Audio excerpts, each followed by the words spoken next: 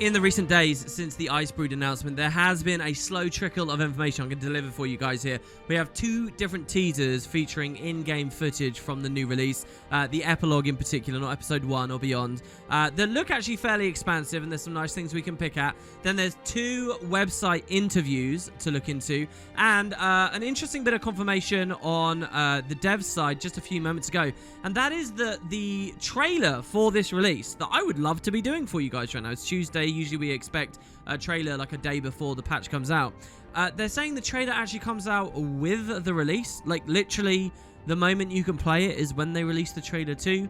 I really have no idea why they do that. Do they think there's going to be more hype? They want the idea that as soon as someone sees a trailer and is hyped by a trailer, they know they can instantly log in and play. Is it maybe because they're time crunched somehow? They forgot that they wanted to do a trailer and now it's like, well, we can't hold the whole release off, so we'll just put the whole thing back a week. A new idea for them in terms of marketing. I don't know. I'm not particularly knowledgeable on this subject. Maybe you guys can talk in the comments about the pros of doing that. But that means no big frame by frame. What I've instead got is some teasers, which hopefully the devs continue to roll out, and I'll give you guys some footage on too. But they have had some positive news about Icebrood. Like I mentioned in my previous video of the big announcement, in the long-term future of Guild Wars 2 and the wobbliness with expansions, which I'm about to give you guys a dev quote on, I'm feeling kind of weird. But as far as the saga itself is looking to be, it's gonna be better than Season 4, for sure, because they have more people working on it. They only had 3 teams last time, now they have 4. That 4th one is potentially a shrunk expansion crew, so that's the downside. But also, all the lore decisions and things they made seem to have been good, and these teasers seem to be good too. So hopefully we can take some comfort in this. Let's see what we've got. Now, let's start off with one of the oldest pieces of information. That is, it's a couple of days old now. And that's this article over on PC Games N, where they open with this line. It looks like Guild Wars 2 could see more paid expansions in its future.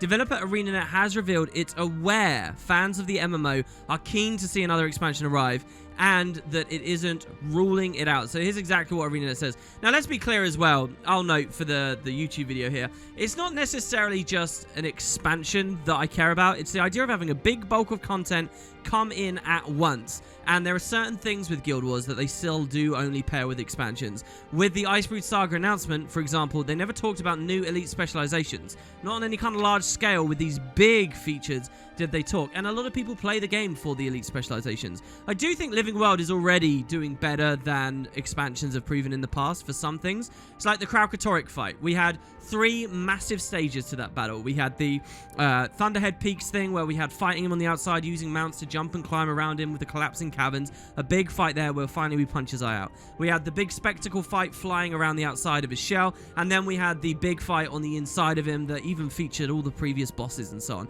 That was huge. That is definitely better than Zaitan, which was a boxed paid release. That was definitely better than Morgemoth, which was a boxed paid release. And it was better than Balthazar, which was a brilliant fight, mind you. But still, it was better. So I believe, going into Icebrood, that whatever they have planned for Jormag and potentially the Deep Sea Dragon and all that stuff can be really good. It's just those extra things, like elite specs, that I think a lot of people really want to hear information about. This article doesn't go fully into that, but here's what they do say. Mike Z, the game director, talked about whether the path forward for the game is free content rather than paid, and on the topic he said, I don't think we have an answer for that one yet. For us, at least today, we know that the stuff we want to give, the quality of life improvements, the story we're trying to tell, Icebrood Saga is the best way we can deliver free content to our players. He continued that now, whether or not we change that method moving forward, we'll have a different conversation at that point. So what does this mean? It, to me, almost definitely means they don't have any big formal plans for an expansion. I view the game right now as where it was during Living World Season 1. In the devs probably had good ideas for where they wanted the story to go and the features and the expansion of the game, but whether they wanted that to be an expansion, they hadn't really said. The idea of Heart of Thorns wasn't being worked on during Season 1, just like large story beats and stuff, and I think that's where we are now. I think they actually do have the next several years of Guild Wars 2 figured out, like in terms of all the big areas that they want to go to, the dragons that we want to fight, the order we want to fight them in, what they want to do with characters, how they want to segue into some other product that we know the studio is probably working on. We know all of those things, but whether it comes in an X-Pack, they don't know. They're not working on it, guys. I don't think we can honestly say that for now. I guess they're leaving the door open. They're doing that for 2 reasons. Number one, is if the saga is terrible, I'm sure they would be open to doing an X-Pack again. If whatever other stuff they're working on just needs loads of time, like loads and loads and loads of time, then I'm sure they'd do another X-Pack to keep Guild Wars 2 going until their new MMO or their new project is there to excite us. But for now, I bet that they're anticipating getting a big MMO release or other product out before that's necessary. So it's half to save themselves, just in case, and it's also to keep the player base interested. I'm not reading this article and seeing the devs trying to worm their way out and be like, oh, they might do one, even though they never really intend to. It just depends how things go in the future. Just as how in Living World Season 1, it depended on how it went. Season 1, in the end, wasn't that tenable. It wasn't that good long term. It wasn't that good for marketing them. So they ended up changing things up. And we're kind of in a similar situation to that right now. That's how I feel. That's how I would interpret this. Let's move on now from talking about expansions to deal with some of the other stuff. So we have 2 Twitter teasers. First one was a little bit back. It was this post here. They say, Burning Man may be over, but we're getting ready to help you keep the party going in Guild Wars 2. It's coming on the 17th. So I'll let you guys have a watch of this teaser. We'll see what we think.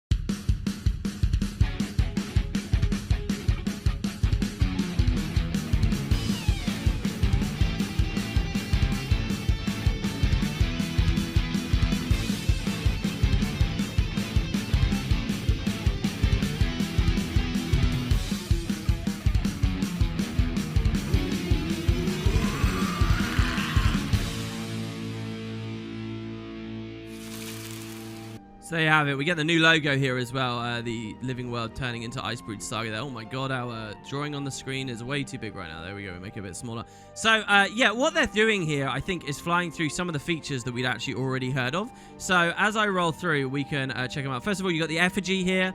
And kind of the new idea that they might be going on with this. We know that the Flame Legion, from some of the previous information, that magazine article, are invited. So I wonder whether this is a little bit of their influence here. A lot of the stuff we read in the magazine actually seems to be paying off here. Here we get a big open field filled with ooze and like raid telegraphs or ground target telegraphs filling up. I guess the idea is not to stand near the ooze. Are they all going to explode? Are they all going to divide? I actually love the idea that this is taking place near where the ooze pit was in Guild Wars 1.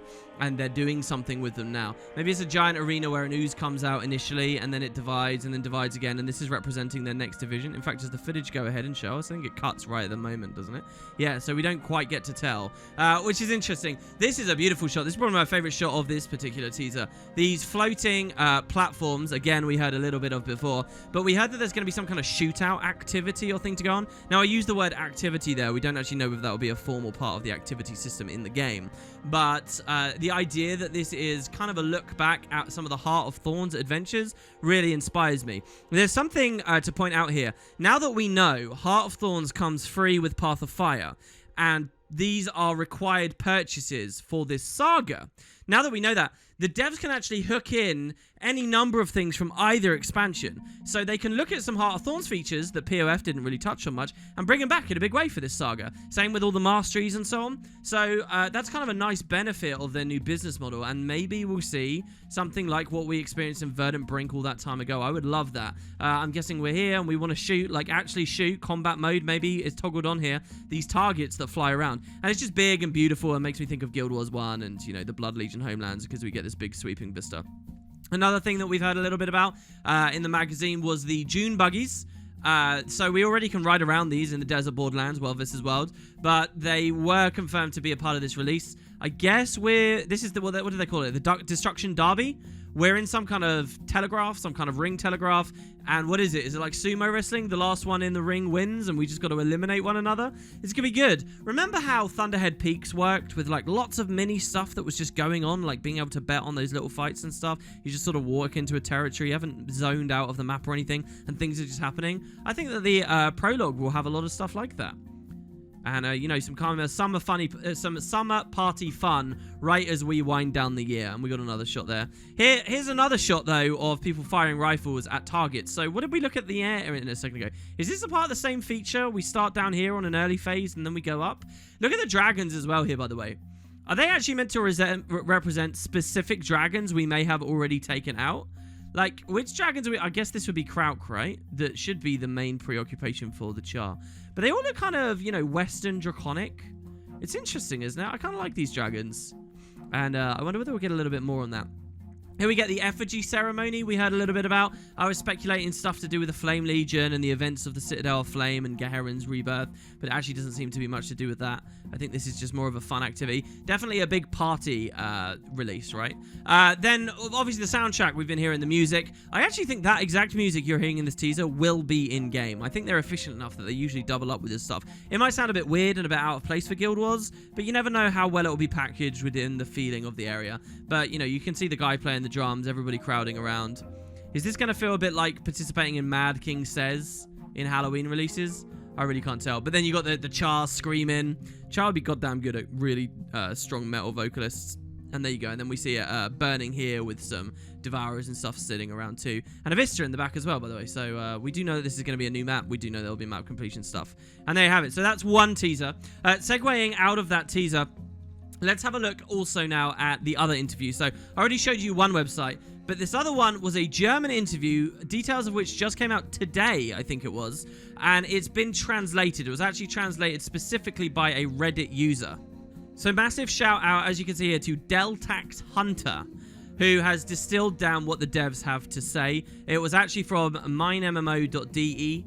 And so here we go. The Guild Wars says, we want to bring you something exciting every month. So this has been one of the big things. Actually, since the April 2nd post, I felt that this is what ArenaNet is aiming for. That they want to change up how big a release is and what releases contain so they can more regularly flow them in. Combine that with the more recent news that they've got 4 teams from the big announcement, and what it actually seems quite plausible. You cut back on what a release can be, you change like all the busy work that you're inflicting upon yourself every single time, add more devs, you're going to get more frequent releases. So this is nice. We were working on kind of 2 to 3 months before, and now is the first signs that Icebrood Saga might have even more. And I hope I'm not getting myself overly excited here. Some of you cynics in the comments will definitely feel that way. So, cutting to the interview here.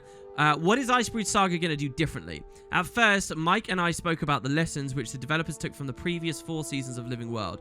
And he says, don't expect a new map with every update.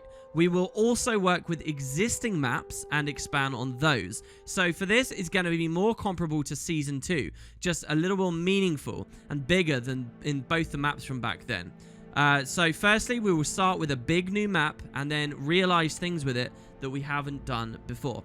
So let's really get into the nitty-gritty of this topic. In Season 2, we saw a tiny section of Drytop get added. Like, the initial section of Drytop was just this bit here. It was like the mine, it was the Town of Prosperity, but you couldn't go through the mine. Then you had another release which like added this section. Then we had a release that added this section, and finally this section, another one, I think. That was how they expanded it. With the Silver Wastes, you got all of like the play space, or most of the play space, but then they continued expanding on it in terms of the dynamic event, the meta that was opening up, and eventually you could come into like this back area and you could go underground and stuff. So that in a way had map expansion too. But both of these were like, when the maps originally released, they did not have all the content in them, and then slowly the devs added them. But if I think back to how I experienced things in Season 2, I still quite liked, you know, the sense that I was getting to explore further and further. Even though it was within the same mechanical boundaries, that was kind of arbitrary. Nowadays with mounts, the devs could definitely do something similar, just on a much bigger scale. You know, we look at a map like Drytop. This is tiny compared to these days. You know, you look at it like a map like Bloodstone Fen. The kind of stuff that Season 4's been adding, with just these vast sections of, like, the world to go to. They kind of have to because mounts are in there now, but because this new season, this saga is tied to Path of Fire anyway, that will be true of the new maps too. So instead of it being like Drytop, just a little area, it'll be like a massive area gets added, and then another huge chunk comes in. It's still technically the Domain of Corner, but we still get massive amounts of new play space. And the thing is, the more like cliffs and verticality and stuff that they add, the more dense a small area of the map can feel, even in a mount-filled world. What I really think this allows the devs to do is to avoid a lot of busy work that comes with add a new map. Like, they don't have to worry about all the parchment stuff anymore and actually updating this to fit. They don't have to worry about character select icon art. They don't have to worry about adding a new variety of key every time. They don't have to worry about reinventing the wheel in terms of what kind of meta will we get on this map. They'll just expand the existing boundaries, and it can still be exciting. So I can see why they're making that Season 2 comparison. for this one. I definitely can, and hopefully it will still work out. Like, I can imagine Bitterfrost Frontier, under Guild Wars 2 of today, they could double this in size. It could still be Bitterfrost Frontier, and they could avoid a ton of busy work, but it's still been a meaningful expansion. It sounds like they're doing more of a Silver Waste thing from this interview, though, to me. They're starting with, like, the whole base layer. They just described a large new map, and then I think the expansions we'll see maybe are, like, event-related, and just small sections come spiraling off. Honestly, back at April 2nd, I thought they were talking about stuff like, oh, we might expand Queensdale. Maybe we'll see that anyway, because they did talk about, well, they showed centaurs in the trailer and so on. But that's the feeling I'm getting of what Icebrood's going to be.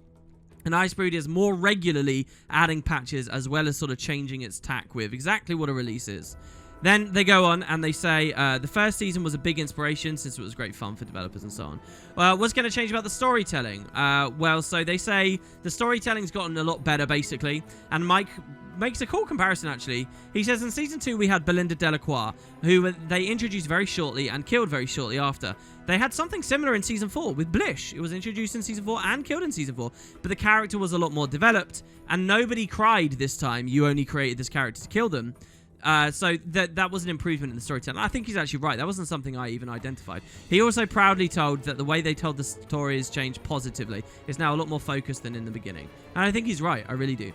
You know, there's certain flavor ideas of the story that I'm not so on board with, but actually getting invested in the characters and where they take them, I think they are doing better. And hopefully that will keep going up with Icebrood Saga. What about our group of heroes in this story? So they're wondering which characters will reappear. Are Marjorie and Casimir going to have something to do? So they don't really answer this. They just say, Mike describes the story in Icebrood Saga as darker, in a Cthulhu style. Therefore, it's fitting that especially Marjorie as a necromancer will have a stage. That's nice. Generally, it's supposed that the rotation of the group of heroes occurs more often. Due to this, the players aren't interacting with too many characters at once. They still have their place in the group. So yeah, I mean, if you look at the Path of Fire era, we had a very specific cast to the entirety of all 4 acts of the expansion, right? And some of those characters really haven't been able to do much for long periods of time now. So if there's more regular patches and the cast of characters we're with, each one rotates a bit more, hopefully we'll see everybody have a bit more play to it. But Marjorie works, and I love this again, the devs specifically saying, a darker, more Cthulhu-style story. I am convinced, guys, I am convinced that this plot is going to be Jormag and the Deep Sea Dragon.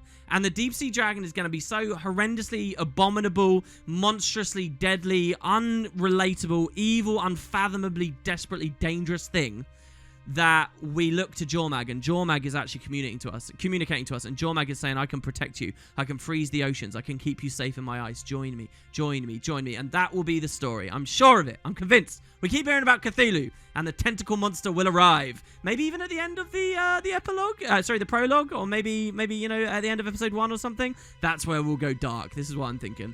Anyway, here's the big bit. How regularly are the episodes? Mike says, we want to be faster now than in the last season. Our current priority is to try to have something exciting for every month in the game.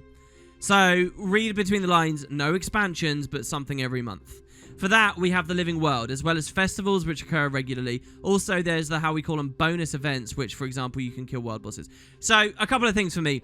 I want better bonus events. Also, where have the bonus events been for, like, the past 3 weeks? We haven't really had them. So, where are those? Let's get them going again. And I'd like, you know, we got a bit of an event here, but this doesn't really count, right?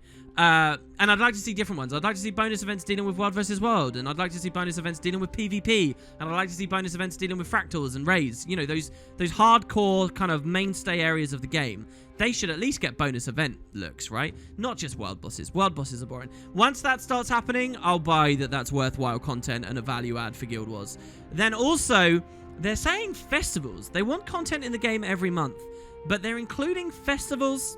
I don't know. I tend to be pretty sympathetic that they add a lot of new stuff with festivals. Like Halloween and Winter's Day and so on. If you're really playing for the rewards, if you're really into the game, there is a lot of new reason to grind these festivals and actually work on them. And sometimes you do get new interesting stuff and collections and things. So they always do add to them, but just not in really significant ways. Not significant enough, I think, for them to lean on them in the way they are in this interview. Like, if you check out the article, They say, okay, based on the description, the people of the German website think it could be a prologue in September, then a wait with Halloween, then November could be episode 1, and December could be Christmas. I just think people are going to look at the Halloween and the Christmas as these are actually dead months, and we're like passing them off as not dead months. So I'm curious about that. You know, we'd be in a different world if there were like really regular PvP tournaments like Dwayne's Duos and Tournaments of Legends and preparation for LANs going on, and there were World versus World seasons and stuff going on. It would all prop it up. That would be amazing, but the game just isn't in the place. So I hope that, and this is coming from the website, not Arena themselves, I hope that ArenaNet aren't hoping on just waiting all the way through Halloween. I'd love to see something really tangible and new every month. That would be insane. But even if we got something tangible and new every 2 months, that's still an improvement on last season. Next, we have this question. Where's the saga going to head first? Mike says, you can look forward to unbelievably beautiful vistas here. The art team has worked hard and taken a lot of inspiration from the Guild Wars 1 maps, and we've already seen bits of that on the teaser. We can judge for that for himself. Here's a great bit that I mentioned at the start of the video. Are there new world bosses? And he says, the Shatterer in Jahai Bluffs was a good step in between different kinds of world bosses, but it wasn't as challenging as the 3-headed jungle worm. The new world boss, who we know is Drakar, right, from the announcement, is going to be big and is supposed to bring the players together. So one thing that I always find interesting, like if you look at the most recent release with Dragonfall, this character's never been there. If you actually look at Kralkatorrik laying there in Dragonfall, it's an active entity that like wags its tail and moves and it will launch you in the air. It's there. They have new engine capability. They really do push the engine in some amazing ways recently. So I wonder when he says the new boss is going to be big and it's going to be Triple Trouble style. That really thrills me. Triple Trouble was one of my favorite updates that Guild Wars has had, and now it sounds like we might even have some big, you know, physical spectacle to pair with it too, which I'm confident they can deliver since, you know, some of the stuff they were doing in Season 4 was incredible. Like the Kralkatorrik thing. And then finally they ask about strike missions. If you guys have been keeping up with my coverage, you'll know I'm really thrilled at the idea that they could even add strike missions to stuff like the Zaitan fight, and we could get like a Zaitan fight raid on the Glory of Tyrion, have a real boss battle and stuff. Anyway, here's what Mike says. They are instant content, which can be entered in 2 ways. In case you simply want to fight, you can enter the place and you'll be randomly matched with other players, similar to the Riftstalk events. Way number 2 is a separate entrance for your group. There you can gather and fight the boss, possibly in smaller groups than recommended. So they sound like, you know, mini raid engagements, probably not as difficult as that you can ad hoc go into. Another example we have very recently, if you guys have been following the game, you'll remember when Dragon Bash got added, right? And I really do consider this to be a new festival. The Dragon Bash that we saw is flavored like the Season 1 update, but otherwise is totally new content. If you remember, they kind of had that going on. You could have a dedicated party to go in on the gauntlet here, or you could just kind of wander in as a part of the open world. And one was, you know, they were kind of similar, but one was definitely, you know, much more important and tight that you could go in with your group and see how far you could go.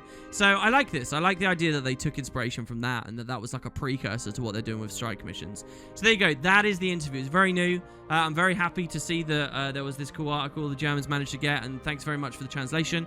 I definitely do think there's some nice little things in there. So finally, there is the other teaser. Now, this came out very recently with the announcement that there would be no trailer. Not at least until the day of the patch. Check it out. The full Bound by Blood trailer will debut with the update. For now, the Metal Legion's getting ready. So did the devs just feel like these Twitter teasers are enough and they don't need a full trailer anymore, at least as a pre-hype thing? I'm not sure. But so let's see how they go. I'll let you guys listen with the music first. We are Metal Legion, and we're here to put the band back in Warband.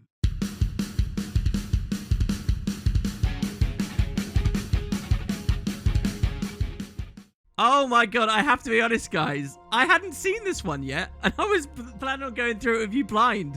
But it's really short. It's like 14 seconds. I guess we get a bit of dialogue from the patch. Oh, I'm sorry to disappoint everyone at the end of the video here. It's a little teaser, okay, so we learn a little bit about these guys. And they want to put the band back in Warband. I'm pretty sure that was a line we already read in the magazine, was it not? That's kind of my bad. That's definitely not their bad for the start of Twitter. I should have probably just talked about this at the start of the video. But there you go. You can see a little bit of what they're doing. And a little bit more short. You know, you got the lights over here as well. Kind of interesting. Like we're at the back of a stadium or something. Lots of big Iron Legion machines too. I'm curious to see whether there's a little bit of story about how the Blood is gathered so much of this technology and whether Iron Legion's been selling it to them or they're collaborating really closely or what's going on.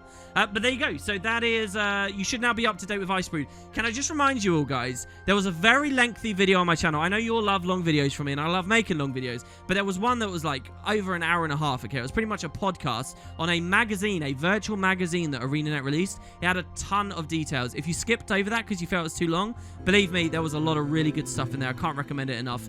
Maybe I'll do a really brief recap of that at some point in the future. Hopefully we get some more teasers, some more dev comments and things that I can talk about as the week goes along, since we won't have a big trailer to look at.